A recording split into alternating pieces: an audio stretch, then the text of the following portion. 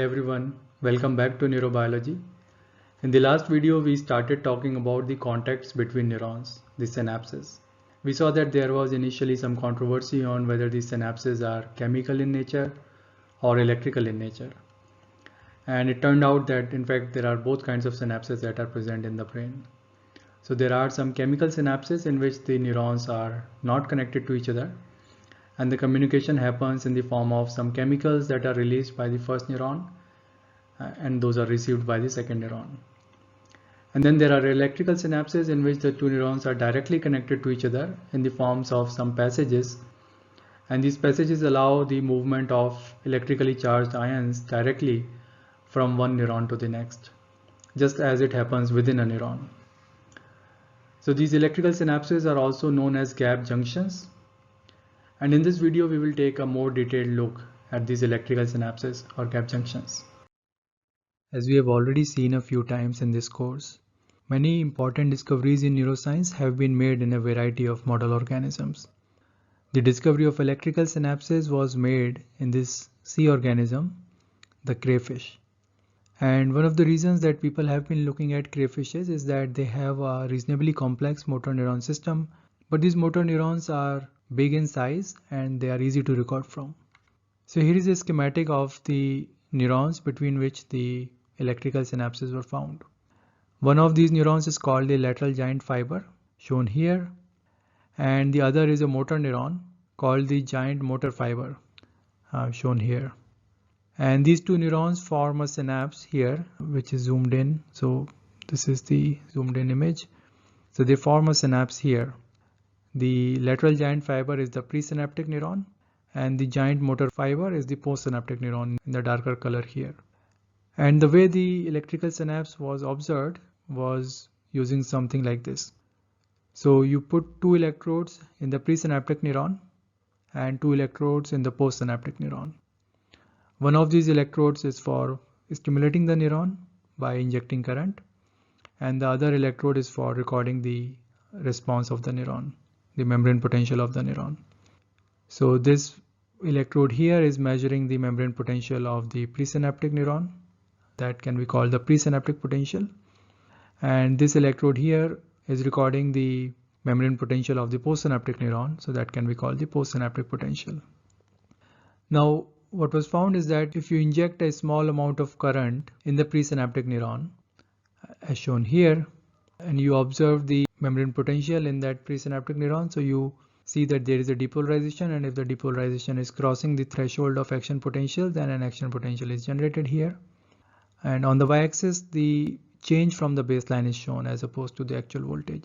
Now at the same time, you see that there is also an effect on the postsynaptic neuron, and the peak here is reached at almost the same time as the peak here, showing that there was very little delay between the activity in the presynaptic neuron and the postsynaptic neuron.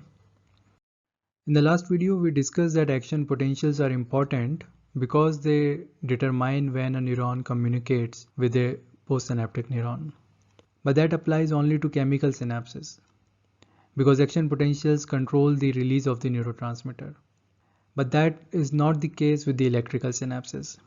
So in electrical synapses, even if you have a graded potential, that is a small depolarization that is not large enough to generate an action potential, even that small depolarization can pass through to the postsynaptic neuron through an electrical synapse. So this we can show by doing a simple experiment on an electrical synapse. So let's consider that these are two neurons that are connected by an electrical synapse here. Now you put two electrodes in the first neuron. So one is the stimulating electrode and one is the recording electrode. And in the postsynaptic neuron, you put another recording electrode. Now if we inject a small current pulse, a small depolarizing current pulse in the first neuron, in these two neurons, well, of course, the first neuron, we will see that there is a change in the membrane potential. It should show depolarization. And in the second neuron also, because this is an electrical synapse, we should see a small depolarization here as well. So this is what the actual traces would look like: a depolarization in the first neuron and a somewhat smaller depolarization in the second neuron. The size is smaller here because, of course, this neuron is farther away from the site of stimulation compared to this neuron. And because this is passive conduction, so the amplitude would decay as you go farther away from the site of stimulation. So this is a major difference from the chemical synapses. In a chemical synapse, if you cause a sub-threshold depolarization that does not generate an action potential, then we will not see any effect on the postsynaptic neuron because no neurotransmitter would be released. But in electrical synapses, we would see an effect on the postsynaptic neuron. What do you think would happen if we give a negative current pulse instead of a positive current pulse here? So if the current was hyperpolarizing, then in the first neuron we would see a hyperpolarization, so the membrane potential would go down. And in the second neuron also we should see a similar effect. So we should see a smaller hyperpolarization here in the second neuron. So electrical synapses would allow both depolarizing as well as hyperpolarizing currents to pass through. That is true for most electrical synapses, although there are some exceptions. So there are some channels that have rectification, that is, they allow only either positive currents to pass through or negative currents to pass through. But in most cases, they would allow both the positive and negative currents to pass through. Let's take a look at an electrical synapse here. So this is the first neuron, the membrane of the first neuron, and this is the membrane of the second neuron. Normally these neurons may be separated by 20-30 nanometers, but at the point where they form the synapses, the two membranes come really close, 3 to 4 nanometers apart. And here we can see a lot of channels between these two neurons. So these are the channels that allow ions to pass through from one neuron to the other. If we look at it from top, this is what it looks like. So this is a real electron microscopy image of a gap junction, and we can see a lot of these pores in the membrane. These pores are basically formed by proteins. If we look at the pores in more detail, this is what they look like. So you have half the pore or half the channel in the first membrane and half the channel in the second membrane. And each half channel or hemichannel, as it is called, is made up of multiple protein chains. So this is what a hemichannel looks like. It has these 6 units. Each of these units is called a connexin, and the whole hemichannel with the 6 units can also be called a connexon. So these 6 connexins come together and in between they form a pore. And each connexin is made up of a protein chain that passes through the membrane 4 times. So it's a 4 transmembrane domain. Now one interesting puzzle is that how these channels align perfectly in the two membranes. If they were not aligned together, then the electrical synapse would not function. And in fact, that might also be very damaging for the neuron, because now you would have opened up the cytoplasm of the neuron to the extracellular space. These pores have a 1.5 nanometer diameter, which is big enough for ions to pass through. And you don't want ions to be passing into the extracellular space through a large pore.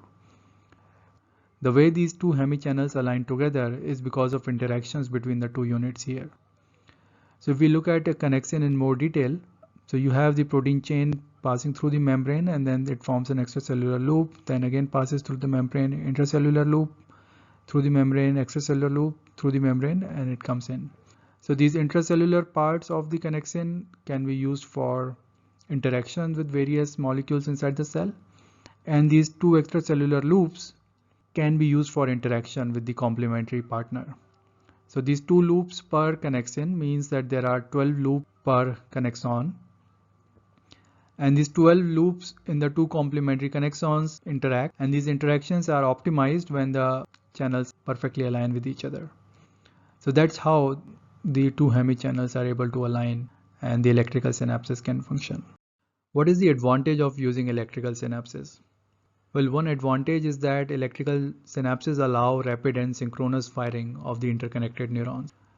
To make this point more clear, let's take a look at an example. This is a model organism, Aplysia. It's also a sea organism. This is what it looks like. This organism has a very simple nervous system, and it has a very interesting defense mechanism. So if some predator comes towards it and tries to hold it, then it suddenly releases a big burst of ink in the water. And this big cloud of ink confuses the predator and gives Aplysia a chance to escape. This ink is released by various ink glands that are present on its skin, and these ink glands are controlled by motor neurons. Now for this difference to be effective, all this ink should be released in one go. So all the glands should be activated at the same time, which means that all the motor neurons should be activated at the same time. If the motor neurons were activated one after the other, then the ink would be released slowly, and that might give time for the predator to catch it.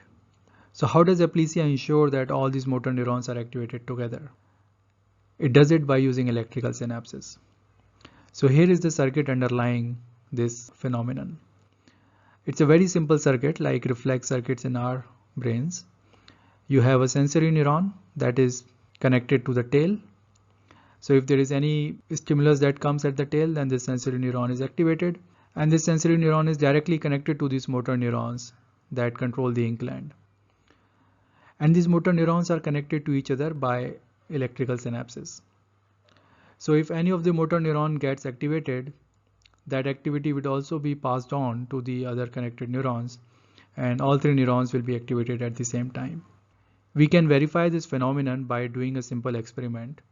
So we artificially stimulate the tail and we make recordings from these three neurons at the same time.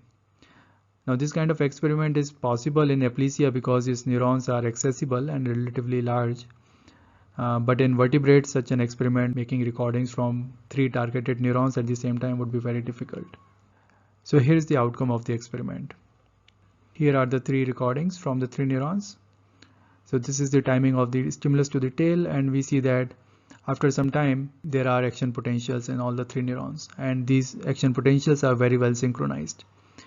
And once there is enough activity in the neurons, then a large amount of ink is released. So this simultaneous activity of motor neurons helps in releasing a lot of ink together, and this synchronization is ensured by the presence of the electrical synapses.